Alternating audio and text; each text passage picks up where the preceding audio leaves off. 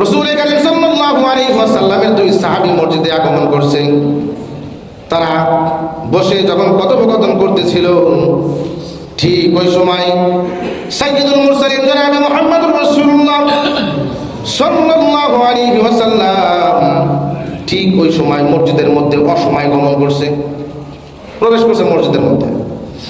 রাসূল কারীম সাল্লাল্লাহু আলাইহি ওয়াসাল্লামকে দেখে হযরত আবু বকর সিদ্দিক রাদিয়াল্লাহু তাআলা আনহু ও হযরত ওমর ইবনে খাত্তাব রাদিয়াল্লাহু তাআলা আনহু দাঁড়ায় গেলেন। ইয়া রাসূলুল্লাহ, ইয়া হাবিবাল্লাহ, আপনি অসময়ে মসজিদের মধ্যে কি করেন? রাসূল কি সাহাবীদের ঘটনা জানে না, খবর জানে না? রাসূলুল্লাহ সাল্লাল্লাহু আলাইহি ওয়াসাল্লাম বলে দিলেন, ও আমার প্রিয় সাহাবী, তোমরা যেই কারণে মসজিদের মধ্যে গমন করছো, আমি তোমাদের নবী আল্লাহর রাসূল আমিও একই কারণে মসজিদের মধ্যে গমন করছি। কয়েকদিন যাবত আমার ঘরেও খাবার নাই, এখন যাবো কোথায়?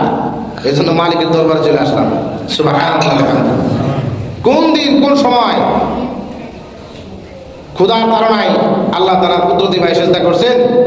হয় না, এরকম সুযোগ হয় নাই। কারণ খাবারের এত প্রাচুর্যতা আমাদের ঘরের মধ্যে। ভাত না খাইলে পোলাও ব্যবস্থা করার জন্য চাউল আছে। পোলাও খাবেন না, বিরিয়ানি খাবেন না, পোলাও খাবেন না, ভাত খাবেন না, খাবেন নাকি রুটির জন্য ঘরের মধ্যে আটা আছে। এখন রুটিও খাবেন না, খাবেন নাকি নুডলসের ব্যবস্থা ঘরের মধ্যে, বাইজিক খাবারের ব্যবস্থা ঘরের মধ্যে, প্রাচুর্য, ফ্রিজ ভরপুর খাবার। কিন্তু কোন সময় আল্লাহ তাআলা নিয়ামতের শুকর আদায় করা হয়েছে? নাই। আইরে বান্দা, কতটা নাজ নিয়ামত দিয়ে আপনাকে আপনার চারপাশে বেষ্টন করে দেখছেন আল্লাহ সুবহানাহু ওয়া তাআলা। আর রাসূল কারীম সরকার তো আলম তিনার সহচরিত সাহাবীরা তারা কতটা কষ্ট করছে, মেহনত করেছেন। আর এই কষ্ট করে হাড় ভাঙা মেহনত করে এই ইসলামকে প্রসার করে দিয়ে আজকে আমাদের দাঁড়াদাঁড়ি ইসলাম। তারা যদি আমাদের মতো আরাম আয়েশে থাকতো, এসি রুমের মধ্যে নরম বিছানা চাচির মধ্যে শুয়ে শুয়ে এই খাবার ভালো লাগছে না ওইটা খাবে, ওইটা পড়তে ভালো লাগছে না এটা করবে, ওইরকম অবস্থা থাকলে ইসলাম ওখান থেকে বিদায় হয়ে যায়। আল্লাহ সুবহানাহু ওয়া তাআলা এই কষ্ট মেহনতের মাধ্যম দিয়েই ইসলামকে আমাদের দ্বার পর্যন্ত পৌঁছে দিয়েছেন। হযরত খলিফাতুল মুসলিমিন হযরত ওমর ইবনে খাত্তাব রাদিয়াল্লাহু তাআলা আনহু ও হযরত আবু বকর রাদিয়াল্লাহু তাআলা আনহু দুইজন সাহাবী রাসূল কারীম সাল্লাল্লাহু আলাইহি ওয়াসাল্লামকে আরজ করলেন, ইয়া রাসূলুল্লাহ, ইয়া হাবিবাল্লাহ, আপনি ক্ষুধার তাড়নায় মসজিদের মধ্যে গমন করলেন, আমরাও ঠিক একই কারণে মসজিদে গমন করেছি। রাসূল কারীম সাল্লাল্লাহু আলাইহি ওয়াসাল্লাম চিন্তা করলেন, চলো আমরা হযরত আবু আইয়ুব রাদিয়াল্লাহু তাআলা আনহুর বাড়িতে তাশরীফ নিয়ে যাই। হযরত আবু আইয়ুব রাদিয়াল্লাহু তাআলা আনহু মসজিদে নববীর পাশে তার বাড়ি ছিল। হযরত আইয়ুব রাদিয়াল্লাহু তাআলা আনহু একজন ব্যবসায়ী মানুষ ছিল, ধনট্ট ব্যক্তি ছিল। রাসূল কারীম সাল্লাল্লাহু আলাইহি ওয়াসাল্লাম দুই সাথী নিয়ে হযরত আবু আইয়ুব রাদিয়াল্লাহু তাআলা আনহুর বাড়িতে দরজার পাশে যাইয়া যখন টকটক করে আওয়াজ করলেন, আওয়াজ করার সাথে সাথেই হযরত আবু আইয়ুব রাদিয়াল্লাহু তাআলা আনহুর স্ত্রী ঘর খুলছেন। রাসূল কারীম সাল্লাল্লাহু আলাইহি ওয়াসাল্লাম সালাম বিনিময় করলেন। সালাম বিনিময় করার পরে রাসূল কারীম সাল্লাল্লাহু আলাইহি ওয়াসাল্লাম জিজ্ঞাসা করতেছেন যে আবু আইয়ুব কি বাসায় আছে? আবু আইয়ুব রাদিয়াল্লাহু তাআলা আনহুর স্ত্রী বলতেছেন, না, আবু আইয়ুব রাদিয়াল্লাহু তাআলা আনহু এখন বাসায় নাই, কিন্তু দিনের কোনো কাজের কারণে অথবা রিজিকের কোনো অনুষ্ঠানের কারণে হয়তোবা ঘরের বাইরে গেছে, কিন্তু অল্প সময়ের মধ্যে ঘরের মধ্যে চলে আসবে। রাসূল কারীম সাল্লাল্লাহু আলাইহি ওয়াসাল্লামকে বসার জন্য এবং রাসূল কারীম সাল্লাল্লাহু আলাইহি ওয়াসাল্লামের দুই সাহাবীকে বসার জন্য একটা বিছানা দিয়ে দিল। রাসূল কারীম সাল্লাল্লাহু আলাইহি ওয়াসাল্লাম ওই বিছানার মধ্যে বসে আবু বকর রাদিয়াল্লাহু তাআলা আনহু ও হযরত ওমর ইবনে খাত্তাব রাদিয়াল্লাহু তাআলা আনহুর সাথে কথোপকথন করতেছিলেন। ঠিক ওই মুহূর্তেই হযরত আবু আইয়ুব রাদিয়াল্লাহু তাআলা আনহু রাসূল কারীম সাল্লাল্লাহু আলাইহি ওয়াসাল্লামের খেদমতে হাজির হয়ে গেল। সফর থেকে ফিরে আসছেন, আইসাই রাসূলুল্লাহ সাল্লাল্লাহু আলাইহি ওয়াসাল্লামকে দেখে আবু আইয়ুব রাদিয়াল্লাহু তাআলা আনহু হাসি মুখে সালাম বিনিময় করলেন, কথোপকথন করলেন।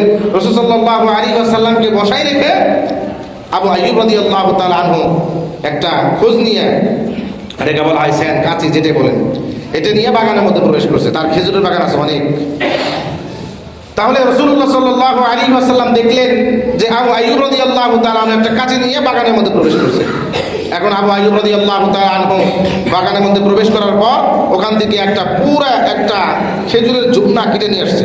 সুবহানাল্লাহ হামদি আইনা রাসূল কারীম সাল্লাল্লাহু আলাইহি ওয়াসাল্লামের সামনে রাখছে। রাসূল কারীম সাল্লাল্লাহু আলাইহি ওয়াসাল্লাম বলতেছেন, হে আবু আইয়ুব আনসারী, এত বড় খেজুরের পাতা আনার কি প্রয়োজন ছিল? তুমি তো চাইলে ওই বাদির মধ্য থেকে কিছু কিছু পাকা খেজুর টোকায় নিয়ে আসতে পারতে, কিন্তু পূর্ণাঙ্গ বাদিরা কেন কেটে নিয়ে আসলে? এর মধ্যে তো কাঁচা খেজুর আছে, পাকা খেজুর মিশ্রিত আছে। আবু আইয়ুব রাদিয়াল্লাহু তাআলা আনহু বলেন, ইয়া রাসূলুল্লাহ, ইয়া হাবিবাল্লাহ, আল্লাহ সুবহানাহু ওয়া তাআলা দেওয়া প্রদত্ত নিয়ামত আমি পূর্ণাঙ্গটাই আপনার সামনে হাজির করছি। পাকা খেজুর খাবার মধ্যে কি মজা, এটা কাঁচা খেজুর খাবার পরে খাইলে বুঝতে পারবেন। আবার কাঁচা খেজুর খাওয়ার মধ্যে কি মজা আছে, এটা যদি আপনি পাকা খেজুর খাবার আগে যদি খান তাহলে বুঝতে পারবেন। এই জন্য সম্পূর্ণটাই আমি আপনার কাছে আপনার সামনে কি করলাম, পেশ করলাম। আপনার মনে যেটা চাই, যেটা আপনার কাছে ভালো লাগে, সেটা আপনি ওখান থেকে আহার করেন। সুবহানাল্লাহ বিহামদি। আবু আইয়ুব রাদিয়াল্লাহু তাআলা আনহু রাসূল কারীম সাল্লাল্লাহু আলাইহি ওয়াসাল্লামকে ওই খাবার মজলিসের মধ্যে বসায় রেখে আবু আইয়ুব রাদিয়াল্লাহু তাআলা আনহু ঘরের মধ্যে প্রবেশ করছে। ঘরের মধ্যে প্রবেশ করার পরে ছাগলের একটা বাচ্চাকে জবাই করছে। ছাগলের বাচ্চা জবাই করার পরে রাসূল কারীম সাল্লাল্লাহু আলাইহি ওয়াসাল্লামকে দাওয়াত খাওয়াবেন। আবু আইয়ুব রাদিয়াল্লাহু তাআলা আনহু ওই সময় তো এত ধরনের মশলাপাতি ছিল না। এখন যে জামানায় যে মশলা দিতে দিতে গরুর গোশতের গ্রান নষ্ট হয়ে যায়, ছাগলের গোশতের গ্রানটা নষ্ট হয়ে যায় মশলা দিতে দিতে। কিন্তু ওই সময় এত মশলা নাই।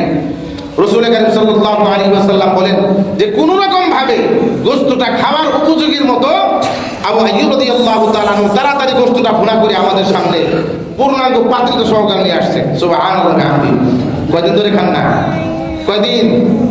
হাতে গোনা নাই, আমাদের জানা নাই কয়দিন ধরে তারা খান না, কিন্তু এতটা ক্ষুধার্ততার সামনে রাসূল কারীম সাল্লাল্লাহু আলাইহি ওয়াসাল্লামের সামনে পূর্ণাঙ্গ পাতিলটা রাসূলের সামনে পেশ করছে। এখন রাসূলুল্লাহ সাল্লাল্লাহু আলাইহি ওয়াসাল্লাম আবু আইয়ুব রাদিয়াল্লাহু তাআলা আনহু দেওয়া দাওয়াত এই গোশত ভুনা এবং কিছু শুকনা রুটি নিয়ে আসছে। রাসূল কারীম সাল্লাল্লাহু আলাইহি ওয়াসাল্লাম শুকনা রুটির মধ্য থেকে আটখানা রুটি বরাবর ছিঁড়ে ওটার মধ্যে কিছু গোশত দিয়ে দিয়েছে।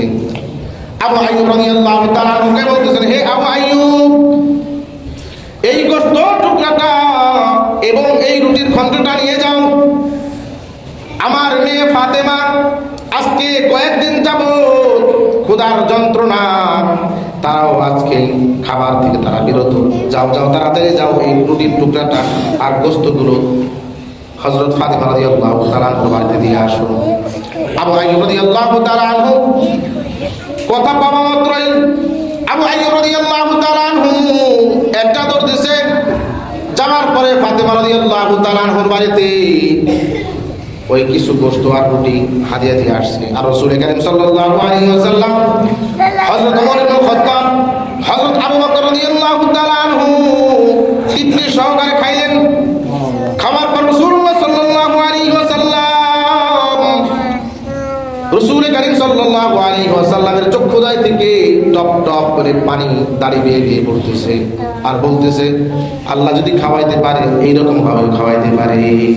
সুবহানাল্লাহ। আর ঠিক ওই সময় আল্লাহ রাসূল সাল্লাল্লাহু আলাইহি ওয়াসাল্লাম হযরত ওমর ইবনে খাত্তাব রাদিয়াল্লাহু তাআলা আনহুকে লক্ষ্য করে বলেন, হে ওমর, এই যে তোমরা খাবারটা খাইলে, এই খাবারের ব্যাপারে আল্লাহ সুবহানাহু ওয়া তাআলা কাল কিয়ামতের ময়দানে প্রশ্ন করবে।